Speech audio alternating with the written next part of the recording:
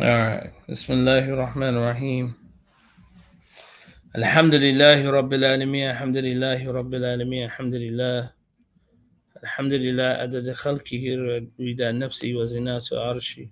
ومداد كلماته منتهى علم من جمع ما شاء وخلق وضرع وبرع عالم الغيب الشهادة الرحمن الرحيم المالك القدوس العزيز الحكيم وأشهد أن لا إله إلا الله وحده لا شريك له له الملك له الحمد يحيي ويميت بيده الخير وهو على كل شيء قدير وأشهد أن محمدا عبده ورسوله وحبيبه وخليله وأرسله بهدى ودين الحق ليظهره على دين كل لا كرهات المشركين من بعد السلام عليكم ورحمة الله تعالى وبركاته الحمد لله. All right, so we're into the our second class uh, of our Ramadan review, right? And I don't want to just limit it to Ramadan because this information is good for you inside and outside of Ramadan. We only titled it as such because during the month of Ramadan, you usually have the attention of the believers at that time. So it's always a good to have a reminder and a review as well during this time. In last week's class, you know, we discussed basically everything that is incumbent upon every individual to know, with regards to pertaining to the five pillars of Islam. This week, we're going to go and discuss a little more that's pertaining to the muamilat, right? The behaviors, outside of those five pillars, the five pillars being the shahada, the salat 5 times a day, the fasting during the month of Ramadan, the payment of the annual zakat, and also making hajj, to Mecca if one has the ability to do so, right? So anyway, so Sheikh he goes on and he starts off by saying, وَكَذَلِكَ تَرِيجُ تدرج في علم سائر الأعمال التي هي فرض عين عليه بتعين تعينه عليه إذا لا يجوز للمكلف أن يفعل فعلا حتى يعلم حكم الله فيه ويسأل علماء العاملين بعلمهم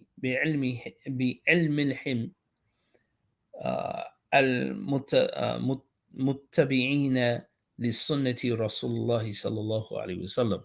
So he begins by starting off in this section. He says, similarly, learning the knowledge of like the social practices, right? The mu'amilat is also mandatory.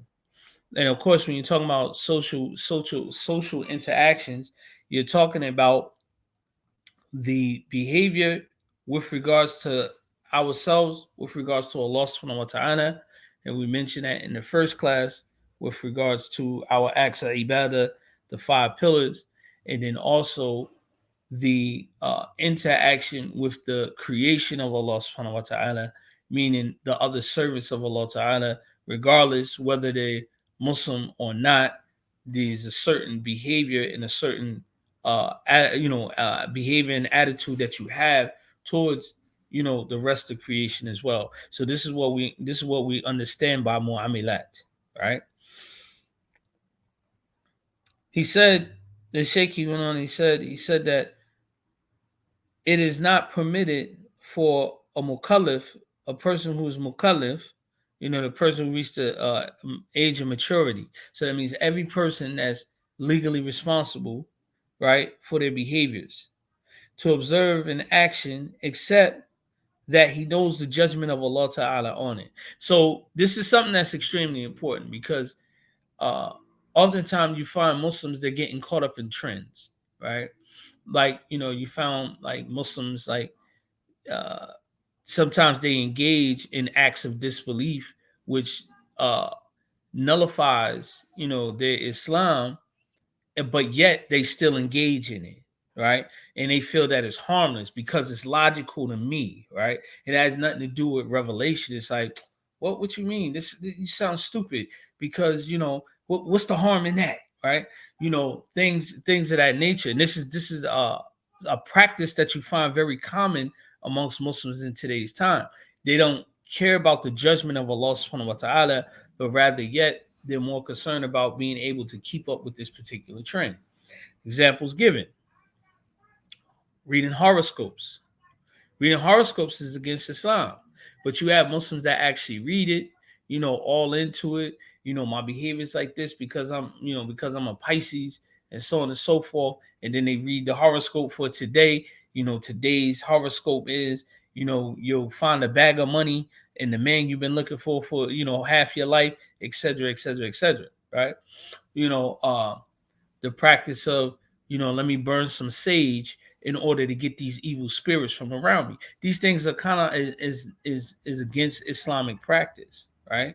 These aren't, the things you want to get evil from around you. We know one of the simplest ways is by saying "A'udhu billahi minash shaitanir rajim," right? We have our own methods as well, so ignorance isn't an excuse, right? And sometimes we willingly engage in these particular practices because we're caught up in the moment, right? So we have to begin to anytime, and this is good for you, especially during this time of Ramadan. Don't think that every time you're learning something that the person is condemning you, right? Because if you can't get past that phase, Islam and you changing your behavior based on Islam will be ineffective. And this is what you're finding today. Most people are usually rejecting correction, even if they read a book that said the same thing. It's kind of like, mashallah, that's deep, right? And if someone is saying it, like, yeah, you're right, that's deep. Why are you always judging me, right? This now becomes more like becomes more like the behavior in order to reject. And then if they're really weak in their iman, someone tries to teach them the right thing instead of them learning and embracing it, even if they're not as strong, right? Alaikum salam wa rahmatullahi wa barakatuh. Not as strong, they break down to the bare minimum and be like, you know what? See, y'all make Islam hard for us to practice because you're so judgmental. Everybody's always pointing the finger at me and this, that, and the third. These are from the tricks and the whispers of shaitan, where they isolate you. And a lot of us are in isolated situations where we're not around the believers. We don't go to the masjid. When we do go to the masjid, we find every reason not to go to the masjid, you know. And so those things that's building us up. And then you got all of the waswas, all of the whispering that's going around. Well, don't learn this and don't learn from that person. And then you ascribe yourself to this group and you don't ascribe to that group, and so on and so forth. And so therefore, what happens, you already weak, you weak already, there's dent all in your armor. And so now the bullets are starting to penetrate, metaphorically speaking. The bullets of evil, sin, doubt and corruption are starting to penetrate. And so now you're willing to compromise your Islam, right? So this is this is something that is extremely important, right? So he says to don't do an action, right? And yaf'ala fi'lan hatta ya'lamu hukma Allah fihi, right? Wasa'ala ulama amilina. Unless, don't do the action, right? And then you consult those upright, practicing, knowledgeable, scholars who imitate the Sunnah of the Prophet sallallahu alaihi wasallam. Now, this is something that's very important, right? Now, of course, you're going to turn to the person that you trust, right? And Allah Ta'ala will guide you to that individual, right? And this person, and don't look for the sheikh that's floating in the sky with the light behind them, sitting on top of the magic carpet. Sometimes it's just the regular brother that you see on an everyday basis because of the mind, the image that you have in your mind, and this individual that you're looking for. What makes it any different whether your scholar is from from Syria or Egypt, what I'm saying, or someone might be from your same neighborhood, but when you see him, he eats with his right hand, right? When you see him, he's always smiling, right? These are characteristics and traits of the Prophet sallallahu alaihi wasallam, right? When you see him, you don't see him uh, uh, partaking in the practices of those practices that we used to do in Jahiliyyah, right? Because it's a each one teach one thing. It sounds like a poor righteous teacher. Because Islam isn't spreading because we don't have that poor righteous teacher mentality no more, right? We've got this projected idea who's supposed to be a righteous person, right? And now you see majority of the people that are corrupt, and their weakness in their Islam is their excuse and validation to remain corrupt. And then they put their projected image, which gives them the Jesus, what I call the Jesus syndrome, right? Jesus is going to fix it for us. The Sheikh is going to fix it for us. And so then what happens is you'll ignore the person that prays 5 a day in the masjid, right? That gives zakat, that fasts the month of Ramadan. You'll turn away from that individual for the Jesus complex, for the other person to come, right? The Messiah is going to come and he's going to teach me the right way. No, you question those people that are right in front of you, those people that are upright, right? Rightful, practicing, and it has to be based on knowledge. Usually when they guide you, they're guiding you based on what Allah subhanahu wa ta'ala is saying, what the Prophet sallallahu alaihi wasallam is saying, or referring you to those who follow in that path, right? So therefore, the Shaykh, he says, consult them, those individuals who imitate them. Then he says, وَأَمَّا تَرْكَ فَيَجِيبُ عَلَيْهِ وحسب ما يقتضي حاله. فمن كان ملابسا له يجب تنبيهه عليه. إن لم يجز كان يكون عند بلاغ أو إسلامي لابسا لحرير أو ذهب أو فضة أو جالسا في مكان مغضوب أو نظرا إلى المحرم أو مستمعا حرام ويجب تعلمه ذلك واجتنبه. All right. So then the Sheikh, he goes on, he says, meanwhile, it is obligatory for him to shun or avoid basically all those sins, right? To turn away from that. Alaikum salam to turn away from those sins. And this is something that we're not encouraging, old shahadas and new shahadas alike. New shahadas come in, we don't want to tell them anything about anything being something that's unlawful. It's easier, as is also a hadith to support this position, it's easier for a person to avoid first before they get into the habit of an obligation, right? If a person became Muslim, right, and one of the first things, the most common thing that most people usually run into when they got a person that's a new shahada or something like that, if you was to ask anybody, Muslim, non-Muslim alike, what's the one thing you know about Islam? Everybody will say they don't eat pork, right? So that's the first thing. Everybody like, yo, I'm Muslim, I don't eat pork. They may not know anything about Allah subhanahu wa ta'ala. They'll know the name of Allah. They know Muhammad, but they don't know anything else, right? Sallallahu alaihi wasallam. And he'd be like, yo, you Muslim? Yeah, man, I don't eat pork, right? Like, oh, okay, you don't eat pork. But if you ask them about anything else, they don't understand or know anything else about Islam, right? It's starting to become more trendy and common now where people are learning Arabic phrases. So people are like making reference like, yo, I pray 5 a day, alhamdulillah, right? So people are starting to become more familiar with terms and terminology, but with the actual practice of Islam, that's where it becomes problematic, right? I'll give you a personal story. I used to be married to a lady, and she wasn't from the area I'm living in. But anyway, so we were together, husband and wife, and um it was time for Salah. And I noticed every time we had to pray, she wouldn't pray, right? And she'd be like, "Oh, let me, I'll be right back," right? And so I think by the third Salah, by the time Maghrib came around, I was like, "Yo, go ahead and make wudu. I'm waiting for you. We won't pray together, right? I'm gonna make wudu."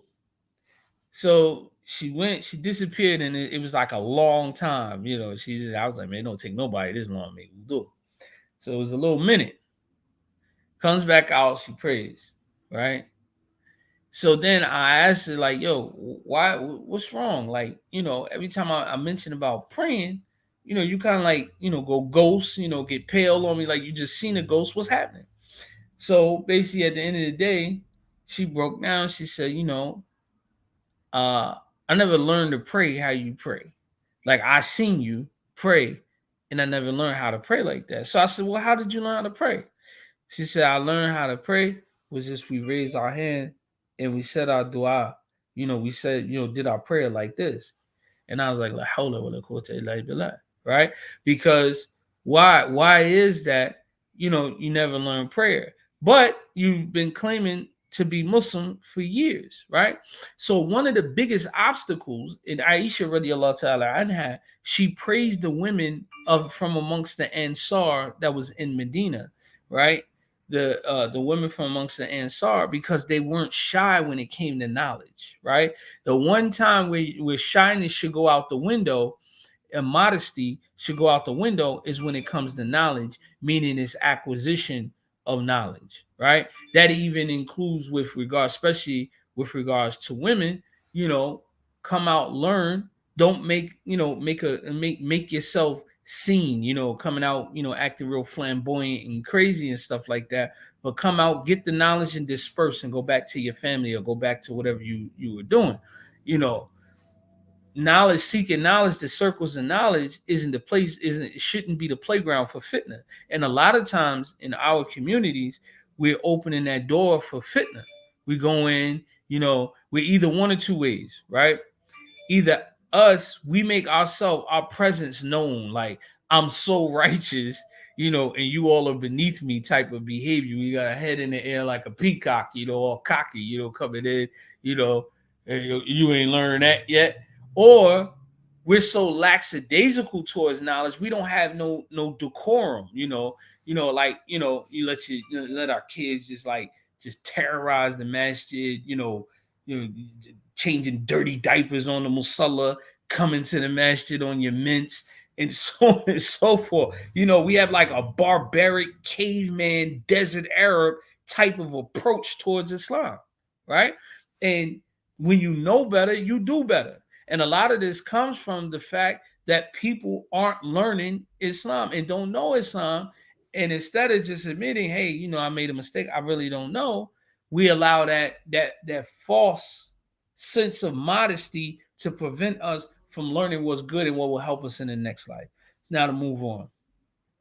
Now, so he said it is obligatory for him to shun or avoid or leave off those things that are haram, the unlawful things, according to his level of iman, right? So it's easy, I promise you, it's easier for a new shahada, a new Muslim, or Muslim with low level of knowledge to avoid actions, right? Versus in the beginning of learning obligations. Now, I'm not saying put off the obligation, don't ever, pray or fast or things of that nature, but I'm just saying you'll find ease with that of doing avoidance, right? Avoiding those things, right? So he said, the Sheikh said, if he's addicted to such behaviors, whatever those vices is that individual has, it is mandatory for him to be made aware of these actions are wrong, are wrong, especially if it is upon him when he reached the age of maturity, or if he's a person who just embraced and accepted Islam. If he, like, and he mentions a few actions here that is against Islamic practice for men. If you wore silk, gold, right, on your clothing, or silver in this case, or even frequenting places that attracts the anger of Allah subhanahu wa ta'ala, right? Now, this also is something that we do as Muslims here in the West. Oftentimes, we usually frequent those places where Allah ta'ala anger is at, right? Yeah, Muslims, we might hang out in the bar or hang out in the casino, right? These type of places that we're speaking of, they should be avoided. But sometimes, because we find that to be the places where we have fun, we amuse ourselves, and so on and so forth, then he mentions that now, nor should he look or listen to prohibited things. No Muslim should have a subscription to porn, Pornhub, right? You shouldn't be subscribing to OnlyFans to look at, the opposite sex body parts. I don't care if it's just feet, right? The intention is wrong, right? So you're supposed to lower your gaze in this, in that case, right? So these type of things, they play a part. So then he says, it's mandatory to teach him that all these things must be avoided, right? And this is extremely important, because a lot of times, like I said, we leave a new shahada for dead, and then when they out here doing them, and their iman is already weak, and then they get burnt out. I watch it all the time. Watch it on social media. I watch it. I've been Muslim almost 30 years. And I've seen a lot of come and I've seen a lot of go. Right, especially those who people like leave them to themselves.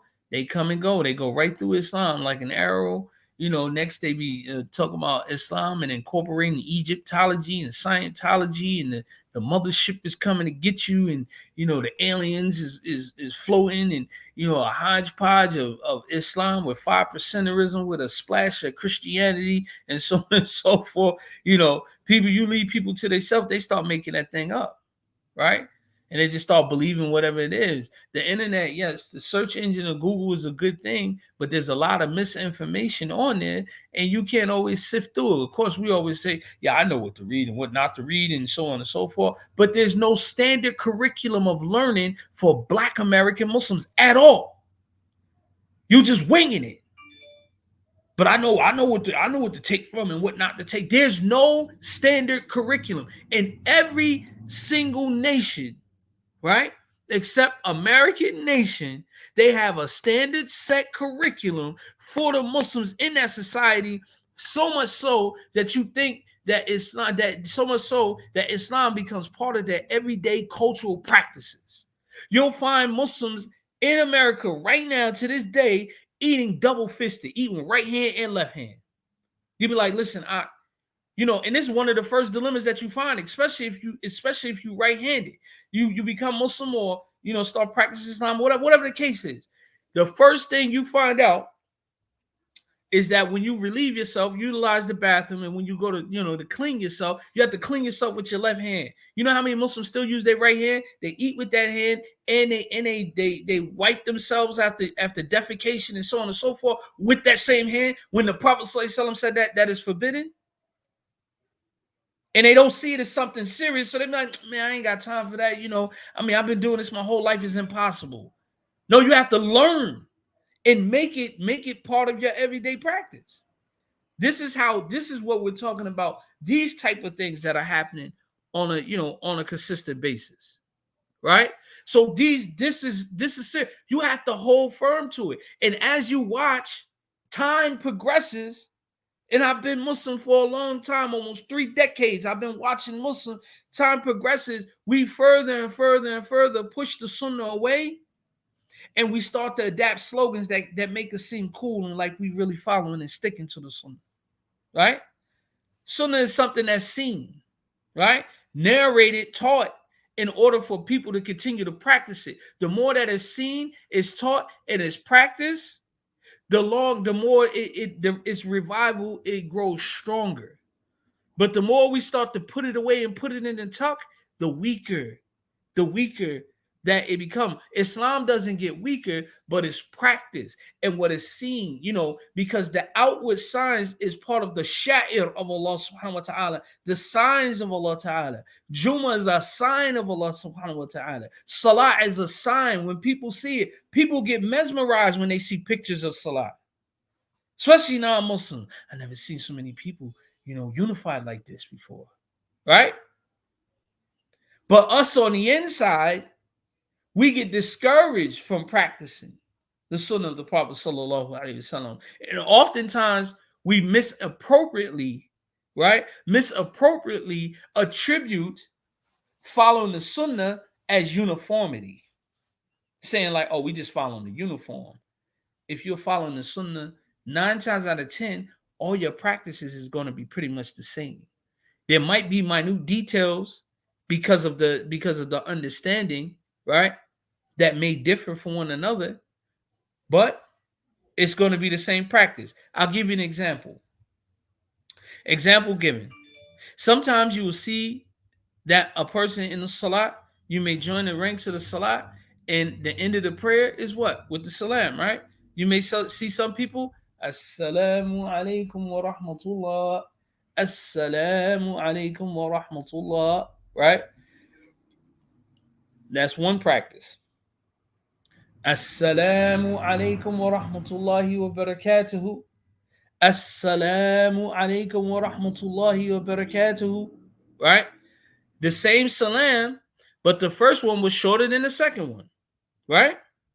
Or you may see some Assalamu alaikum. Right? That's the end of the prayer. However, it's the same practice, but different variant, but it's still the same practice. Right? So you'll find that. But you won't never find the Ummah absolutely never just giving the salams to end the prayer. Right? So anyway, now he says, وَكَذَا مَا كَانَ بِصَدَادِهِ كَمَنْ في بلدي غلب على أهل أكل الحرام كالميتة ومشكري وغصوبات فيجب تعليمه ذلك تنبيهه عليه وما وجب تعليمه وجب عليه تعلمه. Right? He says that likewise, what could prevent him from being an obedient servant? So, the thing is that the servant wants to learn all the things that are mandatory that you must avoid, and likewise those things that prevent you from being an obedient servant. No matter how much we don't like to be labeled, but what is the opposite of a person who's disobedient? The opposite is what? Obedient, right? So you leave one label and you gain a new one, right? So if you're a person that's constantly engaged in disobedience to Allah subhanahu wa ta'ala, what happens? You take on that mantle and that label of being disobedient, right? But when you go towards those things that are towards rectifying and making you obedient to Allah subhanahu wa ta'ala, then what are you taking on? Now you're taking on that label of being obedient. Right? So that's the thing. You're always constantly trading in one for the other, but never get comfortable. But anyway, he says, such as residing or frequenting a place where people eat haram, where people eat haram, they eat roadkill, take intoxicants, or illegal taxes or extortion is a better word to use, right? Extortion or illegally taxing a person. All of these acts causes the anger of Allah subhanahu wa ta'ala, right? Now, of course, you live in a society, you have to be careful of who you eat from now, right? And you're talking about, and then when it comes to consuming, animal flesh, when it comes to consuming meat, pause, right? That You have to make sure that you're eating halal. I mean, it's even gotten so bad now that you got to specify dhabiha halal, right? And really, halal is supposed to mean halal, but we done changed it, right? We're not in a Christian society. Purdue Chicken isn't a Christian, facilitated chicken manufacturing slaughterhouse, right? Or Shady Brook Farm or any of them other, them other meats that they sell, or the brands, right? A Muslim can only eat that which has been slaughtered from jugular to jugular, basically, right? That's who's been slit, the throat has been slit, Allah's name has been mentioned over it.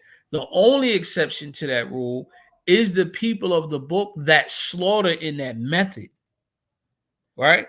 That slaughter in that method, be they Yahud or Nasara or Christian, right? That manufacturing slaughterhouse that people are sending, where the chickens getting their neck wrung and the cows are getting shocked in the head. That's why you call it hit in the head. They're getting hit by an electric stunner. That's not halal, right? So a good portion of the meats that people are consuming, and from that, it also poisons the meats now. So not only should a Muslim know that we don't eat, only thing we don't eat pork, right? Because they even teaching that even in textbooks, that the Muslim doesn't consume pork, but he can eat everything else. But a Jew, on the other hand, a person that's Jewish, right? They only allowed to eat kosher, and that's it. Well, with us, we're only allowed to eat halal, right? We're only allowed to eat halal. But we've been restricted to just the definition. Now, is that definition being given? Is it something that's given to us by means of the Quran, or are we following the old ways of the NOI? Right? Are we still influenced by that? Because it's only pork thing. Did it come from the NOI 5%ers? Right? Because Allah Ta'ala tells you not to consume meats that are haram. And one of the that he mentioned, the sheikh he mentioned here in his text, and also is mentioned in the Quran, is mamate, roadkill, dead animals, right? Roadkill of dead animals, right? So, we've got to upgrade our dossier, of our own practice. We need to redefine. I'm not even worried about the rest of the world, but us in the inner city, we need to redefine Islam. If we influence the practice of the deen, then it shapes for the rest of the country. People wouldn't be comfortable, outwardly being Muslim now if those inhabitants in the what's the word I want to use? The inner city diaspora or inner city struggle of establishing Islam in America, if we didn't make it cool, it wouldn't have been cool. It wouldn't have been cool. Islam would have been a secret society amongst those who migrated to America. Right? So this is the thing. This is something that was taken away from us, and we have to put it back on like we really missed it. Right? But instead, we're getting it back, and then we're doing a whole bunch of compromising, and molding and reshaping and repackaging, right? So anyway, so the Sheikh, he mentions that, all these acts causes the anger of Allah Ta'ala, and is therefore mandatory to teach him and to make him aware about all of them and what is mandatory for him to learn about, right? And so we're coming to the closing of this intro, and then inshallah next week, next class, we'll be discussing about the Shahada. So he says, وَأَمَّا اعتقادي فيجب علي بعد الاعتقاد معنى الشهادتين علم ما يقطر في قلبه مما يزيل ذلك، فإن خطر له شك في معاني التي تدل عليها كلمات الشهادة وجب عليه تعلم ما يزيل الشك،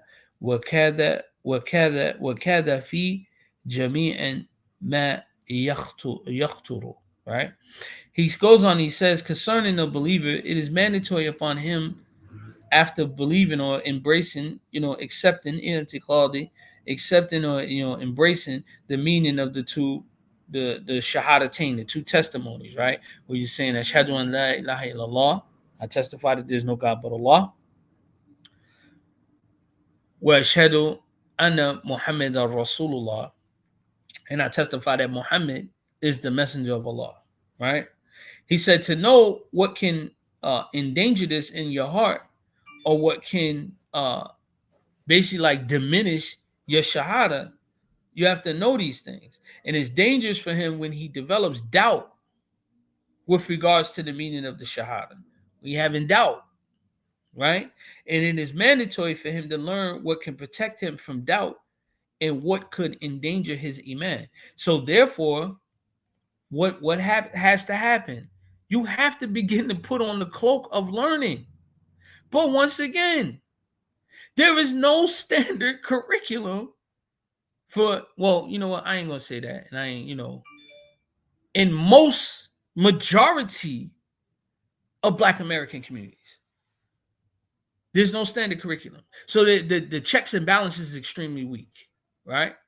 It's extremely weak. Checks and balances. We done had it all. We done had people claim to be prophets. We done had people who claim to be Allah subhanahu wa ta'ala. We done claim, had people who claim to be the reviver of Islam. We done had people claim that to have new madhabs. We keep switching every other week. When this one comes through, you got to call yourself this week. Next week, you got to call yourself that. Some years go by, this person. Then we done develop to the point where we make ijtihad against what's established in the deen. This is American Islam. This is why you have the confusion every year. We be like, oh, we just so tired of fighting, but there will always be a fight. No one will ever accept an error. And this is what the Prophet ﷺ said. There'll never be a people that accept the error from amongst my ummah will never come together and agree on an error, right?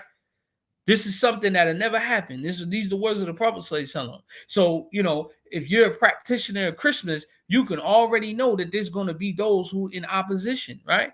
And after a while, you do stop arguing and you make hijrah from that individual, and you let Allah Ta'ala deal with the people, But we're not even at that point. We still fraternize, amongst each other on the battlefield, the war, the war campaign. Burger King Islam, you can practice it your way. Absolutely. Right? And so these are the things that's happening. So anyway, the Sheikh, he said, Qala Mu'alif rahimahullah ta'ala. And this is the last part, inshallah, and then we'll conclude for today's session. He says, وَكَذَا يَجِبُ عَلَيْهِ أَنْ يَتَعَلَّمَ مَا لا ينفك بشر عنه من الصفات المنذومة مذمومة كالكبر وعجب ونحوهما مما يأتي إن شاء الله. وأما فرض الكفاية فهو ما وراء هذا من علوم الشريعة والله أعلم. Right? So in closing, the Sheikh, he says, he is to learn and warn against those reprehensible attributes, because the behavior that you practice and engage in, that's an attribute that you're taking on. So if you're a person who practices arrogance, right? If you're an arrogant individual, the practitioner is what? Mutakabbir. He's an arrogant person, right? Not only are you arrogant, but you're a practitioner of arrogance, right? So those things, sometimes we wear those labels because of how we approach these things. We're putting on these mantles of arrogance and conceit, and and so on and so forth, having doubt about Allah subhanahu wa ta'ala, right? We put on these mantles and wear them by the things that we harbor in our hearts and the things that we express off of our tongue. We have to begin to live by, develop, each community. Most people don't belong to a community. Align yourself with a community. Have a set curriculum, learn something. There's not a national, I'm not even going to say national. It's about your enclave, because in America, there's no one unified ummah. There's enclaves, there's pockets of groups. And what's so sad is that you find amongst the Black American Sunni group, it's become like the Chitlin circuit. This person ain't cool because he ain't getting down on what we on, right? But mostly both parties or all parties are still on the path of Ahl Sunnah wal Jama'ah, but they treat each other as if they're zindiks, like they're apostates and renegades from the deen, and it'd be some old superficial stuff. But because of how crafty we are, we'll mix it and match it and mold it like Play-Doh, and make it like, see, we don't mess with the boy because of this, right? Does it violate his aqidah, right? You don't even have to make an announcement. If you don't pray behind a certain type of people because of their belief, it doesn't even have to be announced, right? If there's a Qadiani masjid, you will never find me in attendance unless it's by accident. But it ain't a thing I have to go around. I'm not going to pray behind these people because why? That alerts. And then what happens with that type of fitna, it makes people draw sides. See, it's one thing if you're debating the people to correct them and you're teaching, you're trying to educate the spectator. That's different. But most of these little fake, prize fights that we're having, people are still on misguided. It has no effect on anyone. There's not no one bringing people over, or anything of that nature, right? So, we have to, you have to begin to revive Islam. Our revival of Islam has to be based on revival of the behavior, the Sunnah of Al-Mustafa Muhammad sallallahu alaihi wasallam.